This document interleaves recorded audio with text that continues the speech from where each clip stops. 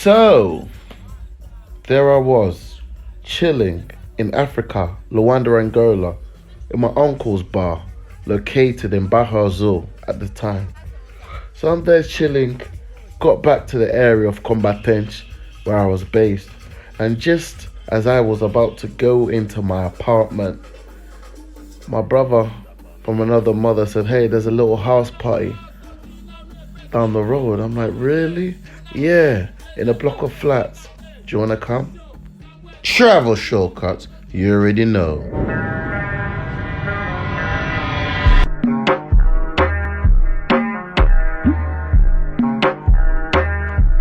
So you're probably asking me, travel shortcuts, how did you find yourself in this conundrum? Well, if you can call it that, you have to first understand my struggle, my pain, my sacrifice to get here in Africa.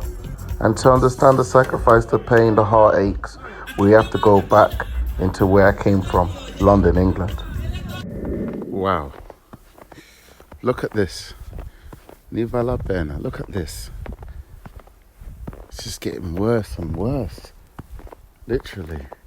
I mean, really, can you blame me for wanting to escape this terrible, freezing cold-ass weather in London, England?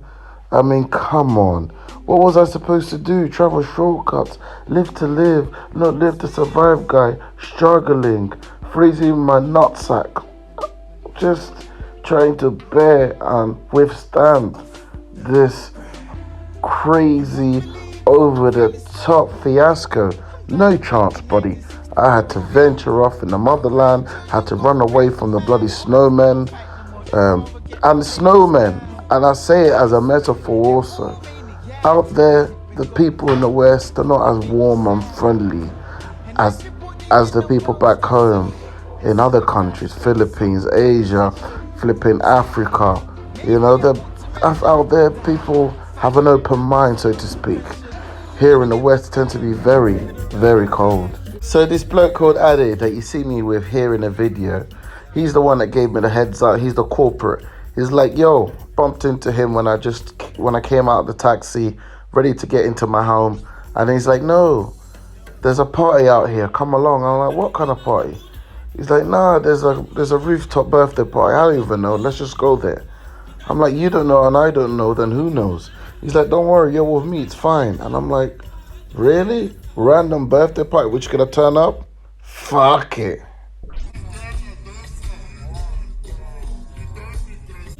Got to the place and was just like, you know, fake it till you make it mentality, mood. You know, "Hey, how's it going? Hey, what up?" Even done a couple of cheeky ones. "Hey, what's up? Long time.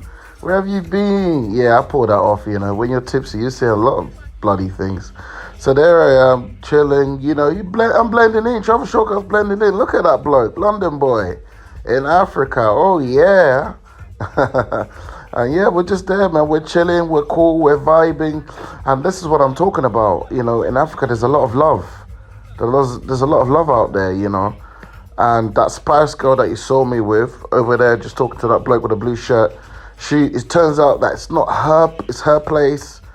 She's the one that paid for everything. It's her daughter's party. You know, her daughter's party, right? I think her daughter was like, what, 10, 12 or whatever. You know, and I don't know about you guys, man, but this is the most adult this is the most adult kid-friendly party I've ever seen, you know. 12 years old, 10 years old, and, you know, 90% are adults. But then again, it's night. You know, maybe they started early and then the kids have been put to bed. I don't know. But this is what I'm talking about in Africa, guys. You know, there's love, there's no animosity. And, you know, let me tell you this. Before you judge me and say, "Hey, you know, you're foul, you're disrespectful. How can you just pull up to a random house party, birthday party?" You know, look, you know, I didn't go knocking expecting a bloody bouncy castle, you know. Look. None of us lied. You know, we just knocked and said, "Hey," and they just said, "Hey, sure, come on, come in." No one said, "Who do you know? Who invited you?" Nothing. And this is what I'm saying. They knew that we weren't from that area, right? They knew that, you know, we didn't have invites, you know, but they're cool about it. It's like, bro, like, we have food, we have drinks, we have a little vibe, you know, come on in. And before you bloody judge me again, I had a bottle in my hand. I had my own bottle of Gin Gordon, big bottle, full, closed, not them, you know, I ain't got the heart to pull up to a house party with the bottle half empty. I'm not like that. It was fully closed, and I was gonna take this lovely bottle home, but I said, you know what? Let me bring it with me to the house party, to the birthday party, right? To the Mickey Mouse Clubhouse party, right? With 99% adults instead of the kids, right? I brought it there. So I guess they respected me more because I didn't just come uninvited, but at least brought something to the table, right? You can even see the bottle there on the table. I placed it there, and not just for anyone to consume, right? And that's what I'm talking about. There's love out there. You show people love in Luanda, Angola, Africa, or pretty much anywhere you travel to, and they're gonna reciprocate. And this is what I'm talking about in Africa, guys. Man, live to live, not live to survive. And I say that a lot. There's a lot of things that we're not told about life, about human interaction, you know, about the transfer of energy. You know, real recognize real. You know, you humble yourself. Don't travel to Africa with preconceived notions, but travel to Africa with an open mind. Think of your mind like a book full of blank pages. You're there to contextualize your own experience. You know, note down your own, note down your own drawbacks, feedbacks, positive, negatives. You know, and hopefully those experiences will influence others on their travel. You know, we're not here travel the complete finished article. We're travel shortcuts. I'm talking to you about my personal experiences. I'm not here talking about other people's personal experiences. Some people say, you know, I went to Poland before, for example. A lot of people tell me, oh, Poland's racist. They don't make me feel uncomfortable. Sorry, they don't make me feel welcome. Then I feel uncomfortable. I remember hearing what's that guy's name? Duke Shea Jackson or whatever his name is.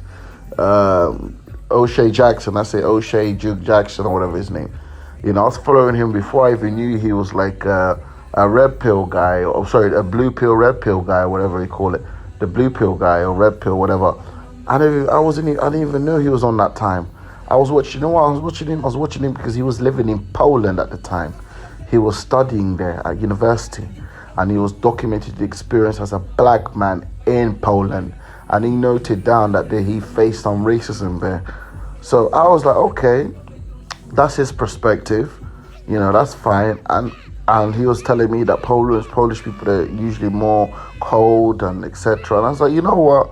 With my curiosity, you know, let me go out there and let me just see what's up, what's happening. And I went there and I had a jolly good time. I mean, it was amazing, and I never felt hostility whatsoever. I repeat, I never felt tension. I never felt like I was unsafe, like they didn't want me there. And then again, that's my experiences. And I'm not telling you that my experiences is 100%. It's the finished article, but I'm just giving you feedback. And it dwells on me how a lot of the time in these places, you never hear the positives, you always hear the negatives. Always the negatives. And then people become discouraged to travel, to see what's up, to take a leap of faith, do a 360, turn over a new leaf, and sing Kumbaya, my Lord, and see that, and actually go and see for themselves if the grass is actually greener on the other side. So this is what my channel is all about. It's all about giving you my perspective, good and bad, right? But my perspective, hopefully it's a shortcut way to hopefully empower you for your next travel, right? That's what I'm doing, travel shortcuts. You know, here in this video, I'm in New Year's, right? I mean, I'm London and Luanda Angola, popping bottles, New Year party. You know, with colleagues, friends, brothers there as well came to visit me when I was out there in Luanda Angola. And we had a good time, man. And, you know, shout out to King Lockett in the Dominican Republic. I was watching him for a while, and he talked about how, you know, I mean, this is a brother from the US that done 10 years hardcore in prison.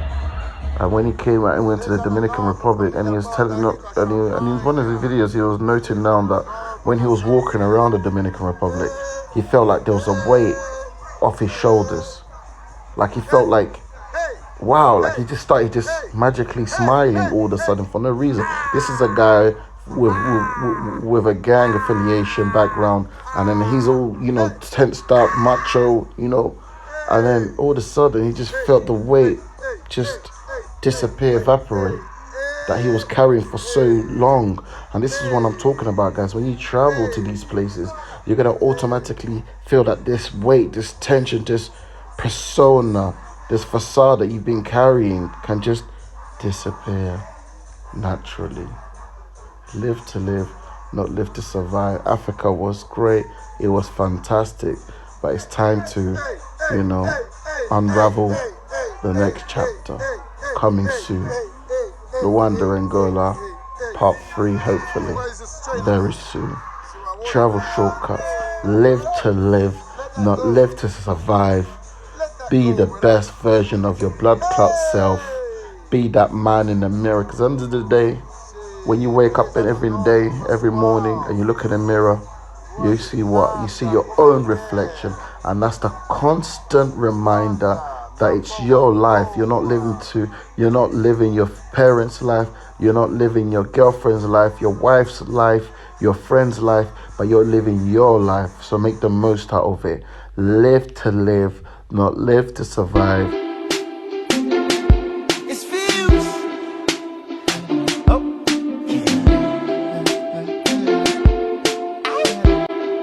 It's off the ground. You won't believe what I really saw. I'm glad I'm back in 1964. Our grandchildren gone crazy, man. They don't fight no more, they rather get a blade to stab. I swear, they're all maniacs. Where did we go wrong? Don't it make you sad? And everybody well stressing. It's in a bad state, something called recession. What's that? Well, maybe I ought to mention that I got fired and I also lost my pension. Don't give a damn, I don't really care. It wouldn't help a man stuck up in the wheelchair. They got this thing called the internet.